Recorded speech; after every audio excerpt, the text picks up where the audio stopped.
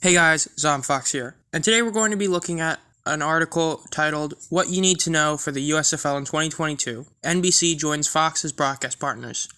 If you haven't read this article yet, or never knew it existed, I'd recommend going to USFL2.com, link in the description.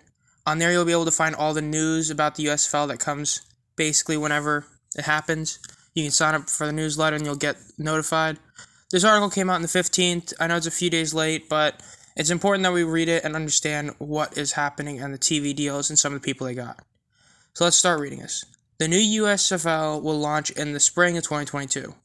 The new USFL is an American football league owned by Fox Sports that will deliver high-quality, innovative professional football played in the spring and early summer. On Wednesday, the USFL announced that NBC would join Fox Sports as the league's official broadcast and streaming partners. The two networks will carry all 43 games for the league. Here's everything you need to know about the new USFL. How many teams will be in the league and how will the league be formatted? So just like the last two startup leagues, there's going to be two different divisions, each with 4 different teams. They will each play 10-game schedule. They'll play each team in their division twice, and they'll play every other team once. The top 2 teams in each division will play against each other in the semifinal, and then the 2 winners will play in the championship game. A pretty simple and easy to understand formula. When will the season begin? It's supposed to begin in mid-April 2022 and then run through mid-June, followed by the playoffs. And now in terms of the thing that is a lot more important, how will fans watch it? On what days will games be played? Fox Sports is going to carry 22 of the 43 games. 12 of the broadcasts will be on regular Fox, and 10 of them will be on FS1 or Fox Sports 1.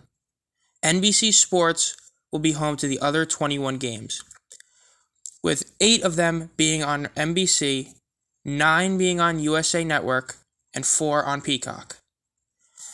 We are thrilled to have NBC Sports join Fox Sports as an official media partner of the new USFL, said Fox Sports CEO and executive producer Eric Shanks, who will serve as chairman of the USFL's board of directors. Like Fox, NBC has a reputation for excellence in football production, and the exposure both companies have committed to the USFL, including a combined 20 games on broadcast television, will provide fans unprecedented access all season long. Added NBC Sports chairman Pete Bevacqua, we're excited to partner with the USFL and Fox Sports to present this new era of professional football. With our multiple platforms across broadcast, cable, and streaming, football fans throughout the country will be able to experience the USFL's opening season this spring. Games will be played both Saturday and Sunday with special broadcasts on specific Fridays and Mondays. So essentially what that is saying is that Fox and NBC will have every single game, but they will have it on multiple different channels. On national TV, which is Fox and NBC, there'll be a combined 20 games played, which is a really cool thing to have, as we'll have a lot of national exposure on really accessible channels. And then USA Network having 9 is really a great thing. FS1 having 10 is pretty cool. I mean, I just like the fact that almost half their entire games are going to be national television games. That's a really good thing to have. And now, this might be the most important thing, and it's where they'll be played. So for the inaugural season, all 8 teams will play in one location, which will be announced soon. In the future, the USFL expects teams to play in their own markets. Essentially what this is that the USFL for at least the first season are going to basically be playing in a bubble. They're all going to be playing at one place, which is kind of smart considering the XFL basically got tanked because of the pandemic. And so having it be played in one location will limit the possibility of something like that actually occurring, which is a very smart move. But it also could affect people being fans of the team, as they won't be playing in their home place, and you don't know for sure whether or not they're going to play where they're advertised. I'm going to do a whole video about where the teams are located and if it's good or bad later, but all you need to know for now is they're all going to be playing in a bubble for the first year. What are the team's city affiliates and nicknames? In late November, fans got their first look at the 8 teams. Those teams are the Michigan Panthers, Birmingham Stallions, New Jersey Generals, Houston Gamblers, Philadelphia Stars, New Orleans Breakers, Pittsburgh Maulers, and Tampa Bay Bandits. All 8 of these teams were in the original USFL at some point. Now, as I said, I'll go into more about whether it's a good thing, bad thing, or what's the deal with those teams later. But those are the 8 teams. The North Division will have the Panthers, Generals, Stars, and Maulers. And then the South Division will have the Stallions, Gamblers, Breakers, and Bandits. Who will oversee the new USFL? Brian Woods, the founder and CEO of the Spring League from 2017 to 2021, and a co-founder of the new USFL, will serve as the league's president of football operations. 3-time Super Bowl champion and former Dallas Cowboys fullback Daryl Moose Johnson will serve as an executive vice president of football operations. I really like that. I like Moose. I liked watching him commentate, and I think it's cool that he's going to be a higher up in a new league. I really do enjoy that. Joining the new USFL as head of officiating is former NFL vice president of officiating and Fox Sports NFL and college football rules analysis Mike Pereira, and Fox Sports Edward Hartman will serve as executive vice president of business operations. Mike Pereira being a higher up on officiating is really cool, I think.